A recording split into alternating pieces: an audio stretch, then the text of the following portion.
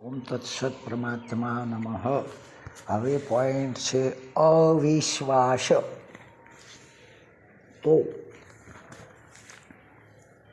અવિશ્વાસી માણસ કે કોઈ પણ હોય તેને ધીરજ કે વિશ્વાસ રહેતો જ નથી હોતો અને તે તર્કવાદી, દલીલવાદી કે પછી અર્થ વગરની મિથ્યા વાતો જ એમ જ પોતાને હોશિયાર માનતો હોય છે. જ્યાં વિશ્વાસ જ નથી ત્યાં કોઈ શાંતિ જ નથી, પરંતુ અંધવિશ્વાસના આધારે જ જીવન પૂરું કરી દઈએ છીએ. અવિશ્વાસીને કદાપી નિર્ણય શક્તિ જ હોતી નથી અને જે રૂબરૂમાં છે તેમને એ માનતો નથી અને જોયો જ નથી એમને છોડતો જ નથી. આ જ એની મોટામાં મોટી મૂર્ખામી છે. જેમ એક વખત એક ગામની નાની નાની છોકરીઓ અષાઢ મહિનામાં એટલે કે ગોર માઓના દિવસોમાં ગામના ગોંદરે ટોળાબંધ માટીનો ઘર કરીને રમતી હતી, ગોર્યો કરતી હતી. એમ એ વખતે ત્યાં થઈને એક પૂજારી અગર તો કોઈ મહાત્માજી નીકળ્યા. પેલી દીકરીઓ રાજી થઈ ગઈ. હવે ત્યાં જઈને કીધું કે બાપજી સીતારામ. બાપજી બોલ્યા કે સીતારામ.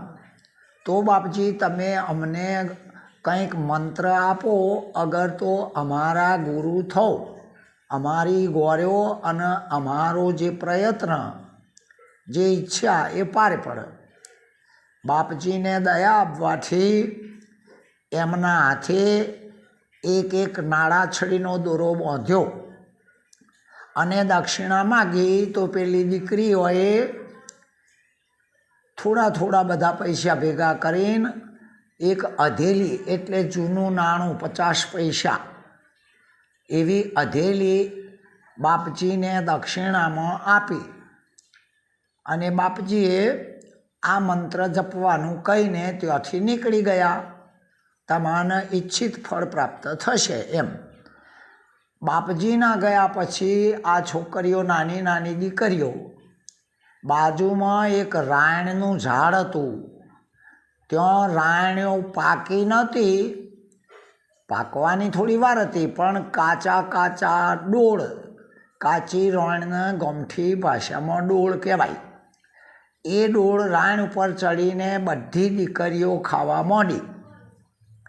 કલાક પછી, આ તો કાચું, કલાક પછી બધી જ દીકરીઓના પેટમાં ગળમથલ એટલે પીળ ઉપડી અને ના રહેવાથી એમણે દોડધામ કરીને બાપજીને પાછા બોલાયા કે બાપજી તમારો આ મંત્ર એટલે એને ફસફસ્યું કહેવાય.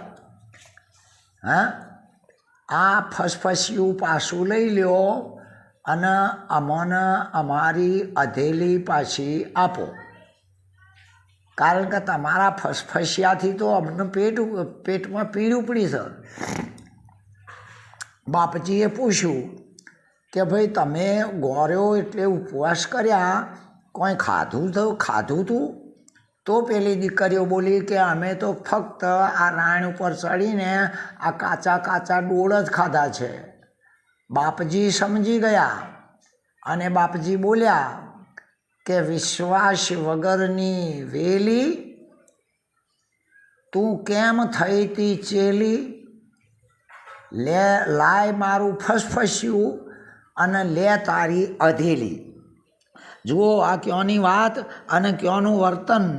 આવું અવિશ્વાસી માણસને થતું હોય છે, જેને અવિશ્વાસ કહેવાય અને નળે છે કર્મનો ફળ અને દોષિત બનાવે છે બીજાને. આમ અવિશ્વાસ એ અવિશ્વાસ જ છે. એટલે કે આપણે કહીએ તો અરે વિશ્વાસથી તો વહાણો ચાલે છે, રાત્રે દીવાદોડીથી પણ વહાણો ચાલે છે, અરે વિશ્વાસથી તો આખું વિશ્વ પણ ટકી રહ્યું છે, અને વિશ્વાસમાં તો વિશ્વંભરનો નાથ છે. જો આપણો જ વિશ્વાસ આપણને આપણા જ ઉપર આવે તો વાત કોઈક જુદી છે. માટે નિરાંત પણ કહે છે કે નિરાંત કહે નિષ્ઠાનું ફળ. તમે માનવું હોય તો માનો, અને કદાચ ના માનો તો પણ ફળ વિશ્વાસનું જ હોય છે. નિષ્ઠાનું આટલું બળ છે. આમ વિશ્વાસ મહાન એક ઔષધિ છે, અને માતા પિતા, સંત, શાસ્ત્ર, ગુરુ, હિતેચ્છુઓ, બીજા કોઈ પણ હિતેચ્છુઓ અને ડૉક્ટર તથા સાયન્સ ઉપર તો પૂરેપૂરો વિશ્વાસ રાખવો જ પડશે. બાકી બહાર કોઈ એવી શક્તિ, મંત્ર કે આશીર્વાદ નથી કે જે આપણામાં પેસી જાય અને આપણું ભલું કરી દે. એને જ અંધવિશ્વાસ કહેવાય છે, અંધશ્રદ્ધા છે.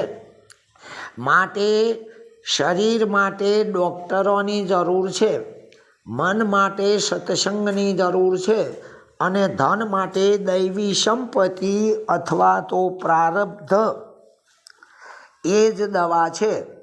અને ગુરુ એ તો વાત જ જુદી છે. અવિશ્વાસ આપણા તન અને મન બંનેનું એ સ્વાસ્થ્ય બગાડી નાખે છે. ક્યાં પડ્યું પેલા ઘરમાં? બંનેનું સ્વાસ્થ્ય બગાડી નાખે છે. આ અવિશ્વાસ છે. એટલે કે પ્રારબ્ધ છે, અને ગુરુ એ તો એ વાત જુદી છે. આ અવિશ્વાસ આપણા જીવનને પણ બગાડી દે છે, અને અવિશ્વાસથી તો જીવન પણ મૃત્યુ કે ઝેર બની જાય છે. જેમ આપણે આપણા જ ઘરમાં ગમે તેમ મરજી મુજબ હરવું ફરવું, ખાવું પીવું કે પછી સૂઈ જવું, એ કેવો વિશ્વાસ છે કે જેથી શાંતિથી ઊંઘ પણ આવે જ છે. અવિશ્વાસથી તો ભગવાન પણ ભૂત દેખાય છે, અને સગાઓમાં વેર જાગે છે, અને ખરી ખોટી ઉપાધિઓ વધી જાય છે. આ અવિશ્વાસ જ કરાવે છે. આમ આખું જગત વિશ્વાસથી ટકી રહ્યું છે. અવિશ્વાસ અધૂરાઈ લાવે છે. આમ જેને વિશ્વાસ જ નથી એ જ વિશ્વાસઘાતી કહેવાય છે. કારણ કે આપણને એમ થાય છે કે હું બધું જ મેળવી લઉં, બધાને વશ કરી દઉં. પણ ભાઈ, આનું નામ જ અવિશ્વાસ છે. શું જેને જેને જે મળ્યું છે એમાં વિશ્વાસ નથી આવતો? સંતોષ નથી થતો? બીજું કે વિશ્વાસુ થોડી રાહ જુએ છે, જ્યારે અવિશ્વાસુ એ જ ઉતાવળ કરીને ધીરજ ખોઈ બેસે છે. આમ ધીરજનો ફળ મીઠો હોય છે. કહેવત પણ છે, fruit are sweets of adversity. એવું તો આપણા વડીલો પણ કહેતા હતા કે ધીરજનો ફળ મીઠો.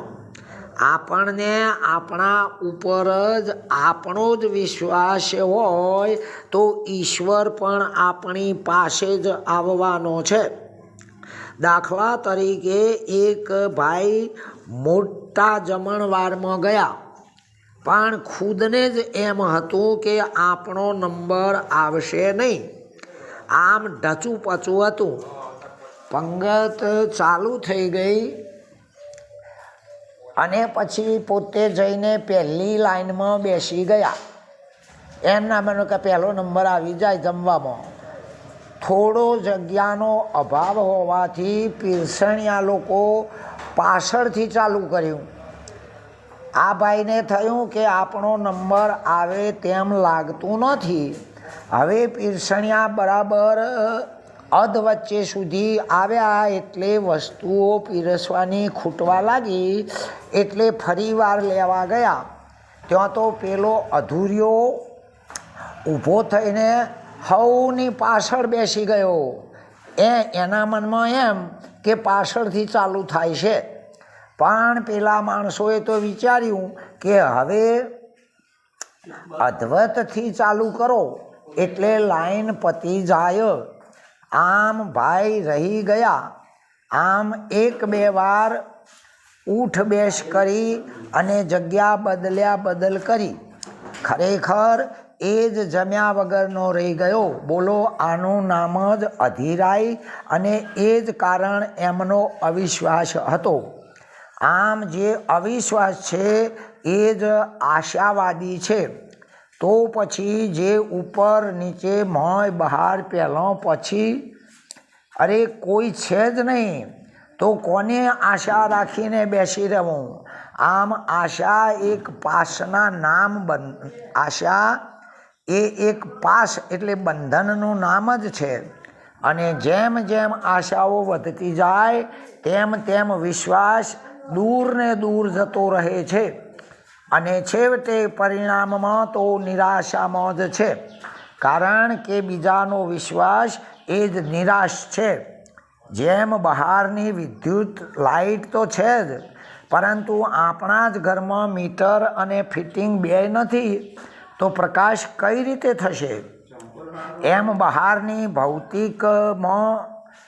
ભૌતિકમાં અને ભૌતિકતામાં બહારનો ઈશ્વર એટલે કે ચૈતન્ય ઉર્જાની પારખ થવાની નથી, પરંતુ પ્રથમ આપણી જ સમજણરૂપી ઘરમાં શાસ્ત્રોક્ત મુજબ એટલે કે હું બીજું કોઈ જ નથી પણ એક ઉર્જા જ છું આવું થાય તો તરત જ ભીતરની ઉર્જા એટલે કે ચેતના અને બહારની ચેતના એટલે કે ઈશ્વર બેનું કનેક્શન એક જ થાય છે. આનું નામ જ છે વિશ્વાસ. ઓમ તત્સત પરમાત્મા નમઃ.